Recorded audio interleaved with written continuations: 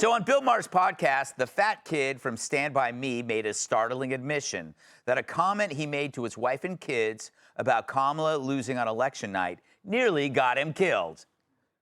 I said something along the lines of like,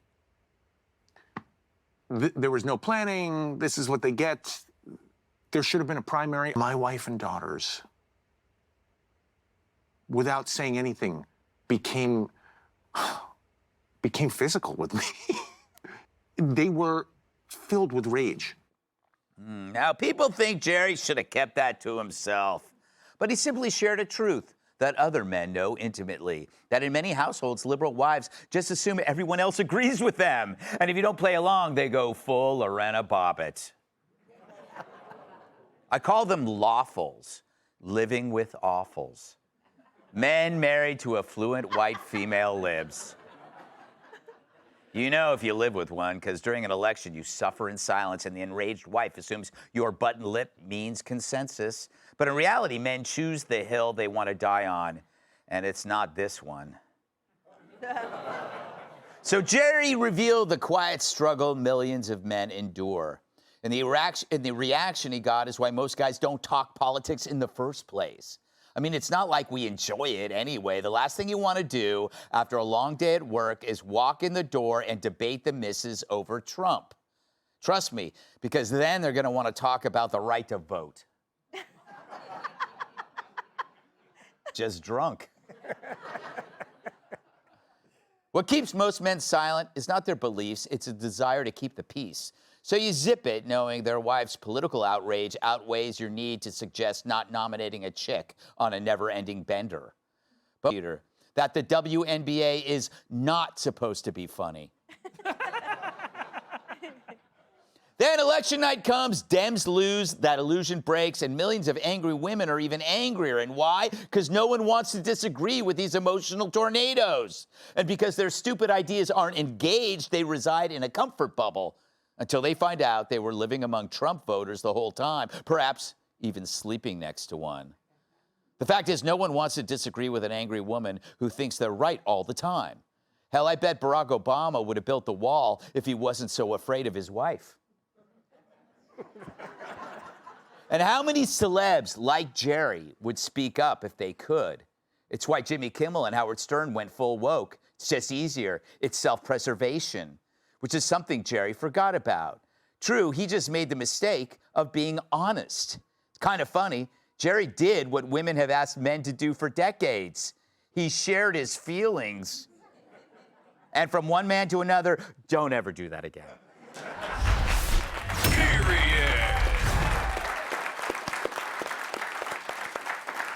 Todd! Hey, Greg. Great to see you. Great to be here, Greg. Glad you have that top button unbuttoned. Just wait. Yeah, too bad you don't have any chest hair. So, do you admire O'Connell, or do you think that was a dumb move? Becca Romaine, and she's hot. Well, John Stamos was, and he got out just in time, apparently. So, look, I have a wife and 2 daughters, same as Jerry O'Connell. And I'm a go-along-to-get-along guy with the inconsequential stuff. What are we having for dinner? What are we watching for a movie? Dressing up like a princess. Yeah, where do I put my balls? You know, we have a lot of sports equipment. Right, nice. But this is a perfect example, and I think you hit it in your monologue. When you give an inch, you allow this ridiculous, unhinged behavior to fester. And if there are no... Throw on a MAGA hat, say, this ends today, we're done with this crazy in this household for at least 3 weeks out of the month. Yes, very good. You got that? Thank you. And also, kudos to Todd for not using the N-word. So, Kevin, can I first congratulate you on dressing the way every filthy rich person should? Thank you so much. I am so tired. Thank you. I am so tired of millionaires and billionaires dressing like they are, mowing the lawn. You walk around and you go, I'm rich. How much is that thing around your neck?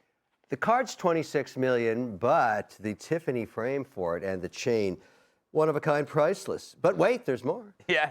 Oh, is that a ruby Rolex to match it? Yes, it is. And of course, let's make it happen with this Cartier asymmetric. I mean, I look fabulous. It's ridiculous, but I don't let it go to my head. No, you don't. You don't. You make Liberace look modest. He's jealous. But he's still dead. Yes, that is true. That is true. So, what do you make? What kind of advice would you give this young man, this actor? You know, sometimes it's better to say nothing. Yes. And that works quite well sometimes. But what if you already said something? You can't take it back. Yeah. Then just make it worse. Keep going. Yeah. You just don't know where the bottom is. That's it. Yeah. I think his wife was pretty pissed off at him. Well, he's in the middle of gender warfare. You never win that. Yeah. You know, his wife's probably very pissed. His daughter's saying, Dad, why'd you do that? Now we're all over the press everywhere. And he's just going to keep digging that hole until the key doesn't work in the front door. Yeah. That's it. That could be because he ends up at the wrong house. Totally. Emily, does your husband always agree with your crazy opinions? You mean my always right opinions? Oh, you. I was thinking about this at first. Okay, let's set the scene. Yeah. First of all, I love that he said it was a silent attack. Like, I'm sure he was just sitting on the couch and he made like his offhand remark, one he believed in, like, oh, I should have, probably should have had a primary. And then can you imagine just out of like stage left getting attacked by Mystique? I mean, that's probably everyone else's fantasy.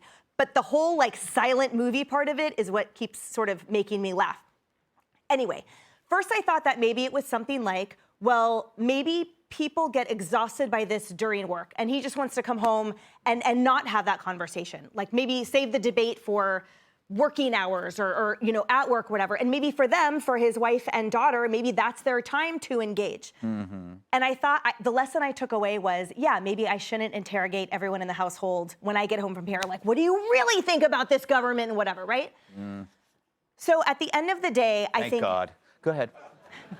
At the end of the day, I think, first of all, I love that he was wearing an Iron Maiden t-shirt the entire time too. But I don't know if it's about I feel like you're framing it as like training your spouse. It's not about being in lockstep. To me, it's about having a non-physical, non-combative discussion. Yeah. Like the lesson here is, hey, what about this triggers you? What about you guys not having a primary and choosing to not elect someone that was actually competent? Why does that make you attack me physically? I just think it's because they're not used to having any of those conversations other than agreement. Joe, you have the opposite problem. Women would agree with you on anything just to get in bed with you. So you don't know if they really agree with you or not. Yeah, so many women just want me for my body. It's hard to know what they actually think. And honestly, thank you. That was one cat call, a little less than I expected, but fair enough. But this whole situation is actually why I stopped dating supermodels. Stop calling Tyra Banks. There's just too much baggage, especially if they're plus size, because they pack so many snacks. Yeah. I stick to 9s now. But here's the thing. If Jerry O'Connell had just been open from the start about what he actually thought, that would have been the smart play, because there's no second guessing, and the more actors that say that they're actually conservative, the easier it will get for other actors that are conservative. No one ever got any success in life by being a coward except for politicians that dodged the draft. But I understand the predicament that he's in, because a lot of times you'll try to have a logical argument with a liberal, and they won't respond with facts, they'll respond with emotion. Right. And that's very hard to do when I tell a woman, well, here's why I didn't vote for Kamala Harris, and then she starts angrily kissing me all over.